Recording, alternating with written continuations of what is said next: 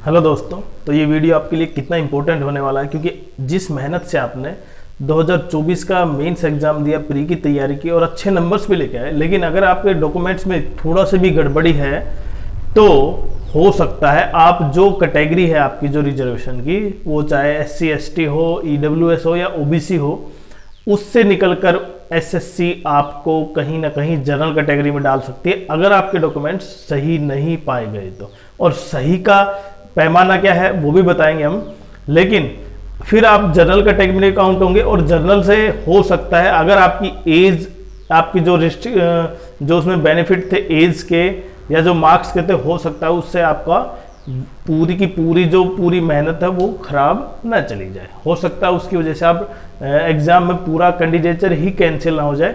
तो किसी भी बच्चे को अगर इससे संबंधित डॉक्यूमेंट से संबंधित कोई भी क्वेरी हो तो वो ज़रूर कमेंट्स करें, हम उसकी प्रॉब्लम ज़रूर बता पाएंगे जितनी हमारी जानकारी है। दूसरा, आप सबसे पहले वीडियो पे चलते हैं, लेकिन वीडियो को पूरा देखें। देखिए, आप जब भी किसी भी एग्जाम में देते हैं SSC का, वो चाहे कौन सा भी एग्जाम हो, CGL का भी हो, CHSL का भी हो या MTS कोई भी एग्जाम, और खासकर DOPT के द्वारा जो गाइडलाइंस जारी की गई है उसमें वही रूल रेगुलेशन है जो पूरे गवर्नमेंट ऑफ इंडिया के द्वारा लागू है। तो आज हम डॉक्यूमेंट वेरिफिकेशन के बारे में डिस्कस कर रहे हैं। तो सबसे पहले ये देखें, जब आपकी कैटेगरी कौन सी है और उस कैटेगरी की आपके पास वैलिड सर्टिफिकेट है या नहीं। तो सबसे पहले तो क्रूशियल डेट होनी चाहिए आपके पास, उससे पहले के एग्जाम होने पहले की क्या होनी चाहिए, सर्टिफिकेट। क्रूशियल डेट का मतलब जब जो फॉर्म भरा गया था उसकी जो लास्ट डेट थी उससे पहले के आपके पास डॉक्यूमेंट्स होने चाहिए। जैसे एजुकेशन क्वालिफिकेशन है ग्रेजुएशन, अगर आपके पास उससे पहले ग्रेजुएशन क्वालिफाइड नहीं है तो इसका मतलब आपने जो पूरा कैंडिडेटर कैंसिल होगा। पहली बात तो ये, लेकिन ज्यादातर सब बच्चों के पास ये इतना पता है कि ग्रेजुएट हैं, मेच्योर्ड हैं, उनको पता है कि उनके पास सर्टिफिकेट है। लेकिन सबसे इंपॉर्टेंट पॉइंट ये है कि आपके पास जो कैटेगरी की सर्टिफिकेट है ना, जिससे आप रिजर्वेशन ले रहे हैं, क्या वो बिल्कुल सही है।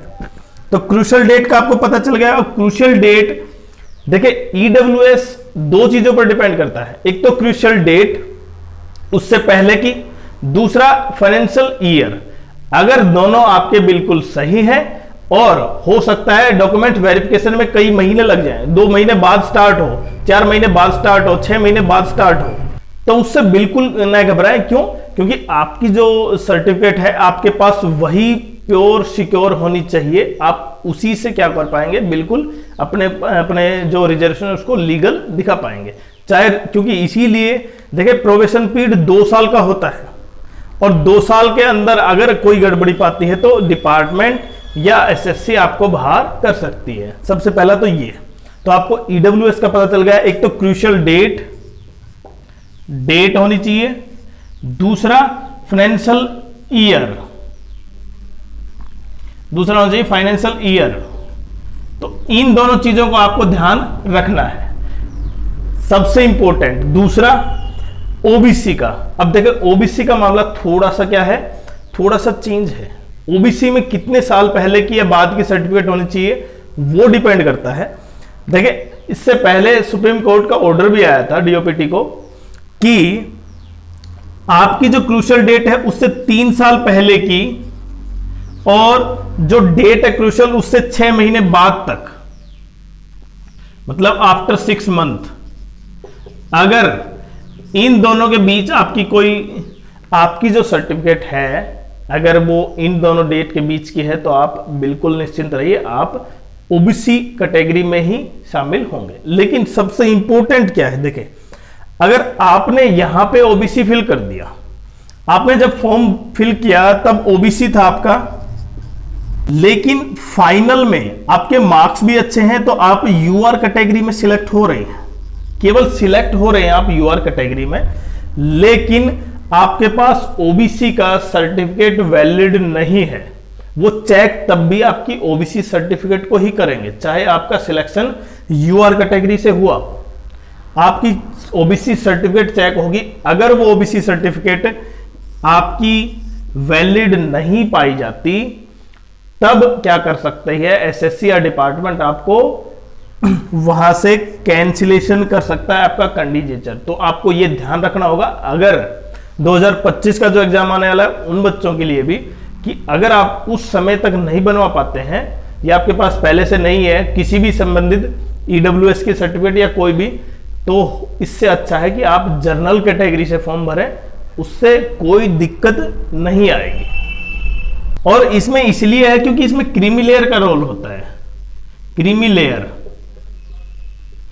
लेयर इसलिए है क्योंकि अगर आपके परिवार में आपके माता पिता कोई फर्स्ट क्लास ऑफिसर तो नहीं है, इसीलिए उसको क्या किया जाता है, अलग किया जाता है। लेकिन जिस तरह आपने देखा कि ओबीसी का कितना फायदा उठाया जा रहा है कि उसके बारे में हम यूपीएससी में देख पाए आप, लेकिन उससे संबंधित वीडियो नहीं है, ये केवल हम ओबीसी, ईडब्ल्यूएस और एससी एसटी सर्टिफिकेट। अगर आपके पास देखिए एससी एसटी के लिए कोई क्रूशियल डेट नहीं है, आपके पास सर्टिफिकेट होना चाहिए। और देखें 2 टाइप के सर्टिफिकेट है यहाँ पे तीनों के लिए, एक तो स्टेट गवर्नमेंट और एक सेंट्रल गवर्नमेंट। देखिए ज्यादातर स्टेट गवर्नमेंट का जो ईडब्ल्यूएस है वो same to same state government centre का भी है, तो इसलिए ऐसा कुछ चेंज नहीं होगा, उसमें ज्यादातर सेम रहेगा। लेकिन अगर ऐसा है कि कहीं चेंज है तो आप उसको सेंटर के द्वारा जो एसएससी के द्वारा अप्रूव्ड है उस तरह आप उसी तरह का बनवाएं। दूसरा ओबीसी सर्टिफिकेट और स्टेट सर्टिफिकेट में भी डिफरेंस है। अगर ओबीसी सर्टिफिकेट में आपको गवर्नमेंट ऑफ इंडिया के लिखा हुआ है कहीं ना कहीं भी, तब भी आप ये मान सकते हैं वो ओबीसी सर्टिफिकेट सेंटर की जितनी भी नौकरियां हैं उनके लिए पर्याप्त है, और उसका वैलिडेशन हमने बता दिया। तीसरा एससी एसटी का भी ऐसा ही है, स्टेट का भी होता है और सेंटर का भी।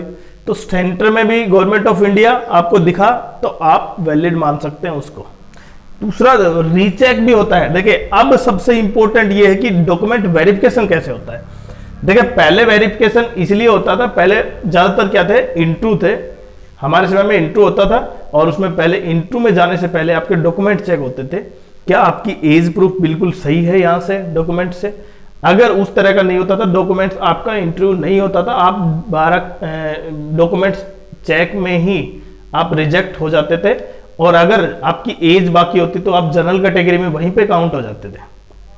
लेकिन अब एसएससी अभी क्या कर रही है, एसएससी खुद भी डॉक्यूमेंट वेरीफाई नहीं कर रही।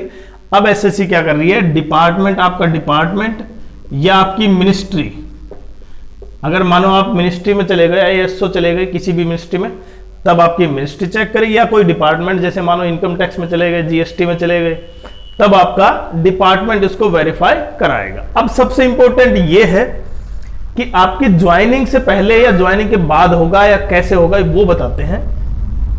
देखिए जब आपका फाइनल रिजल्ट आता है ना, तो उसमें आपके नाम और आपकी जो पोस्ट अलॉट हो वो बताया जाता है, और उसके बाद जब आपका रिजल्ट आ जाता है उसके 5 से 7 दिन 10 दिन के बाद आप जिस डिपार्टमेंट को आपका सिलेक्ट हुए हैं, जैसे मान लो आप इनकम टैक्स डिपार्टमेंट सिलेक्ट हुए हैं, तो उस डिपार्टमेंट का एक अलॉटमेंट आता है कि आपकी स्टेट कौन सी प्रेफरेंस कर रहे हैं, आप स्टेट भरेंगे वहां पे, और उसके बाद जब आप स्टेट भरेंगे तब वहां पे आपका उस स्टेट में जहां पे आपका स्टेट अलॉट होगा, वहां पे उस स्टेट में उसके हेड ऑफिस में आपका डॉक्यूमेंट वेरिफिकेशन होगा।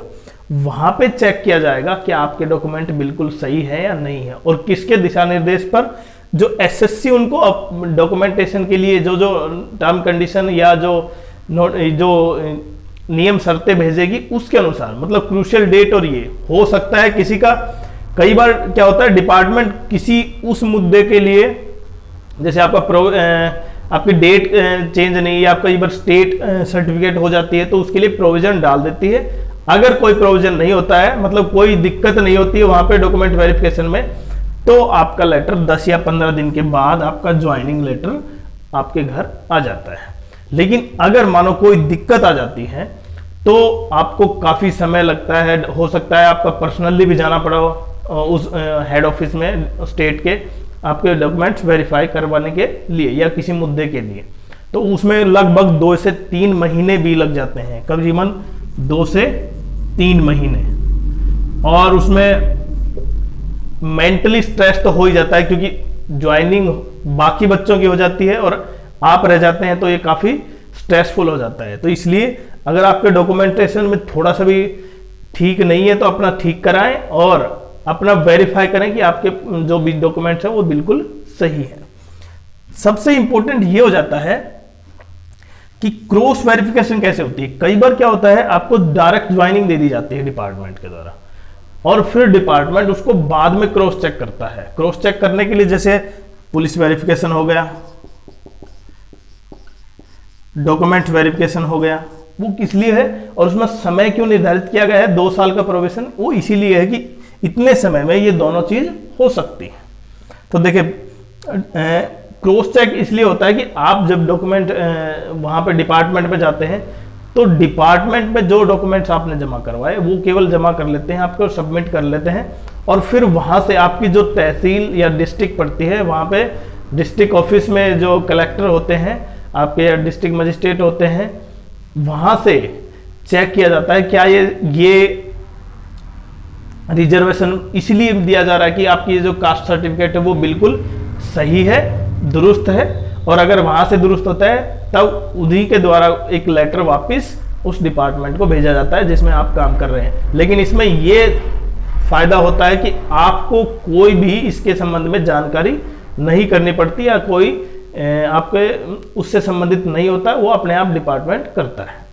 तो अगर किसी बच्चे को देखिए 10 से 15 दिन के बाद ज्वाइनिंग लेटर आ जाता है अगर आपके डॉक्यूमेंट सही है, और कई बार क्या होता है मैंने बताया ना, डायरेक्ट क्या होता है ज्वाइनिंग करवा दी जाती है, उसके बाद क्रॉस क्या होता है डॉक्यूमेंट वेरिफिकेशन। तो अगर किसी भी बच्चे को इनसे संबंधित कोई भी क्वेरी हो तो वो जरूर कमेंट्स करें, और उसकी दिक्कत जो होगी हम जरूर सोल्व कर पाएंगे। धन्यवाद।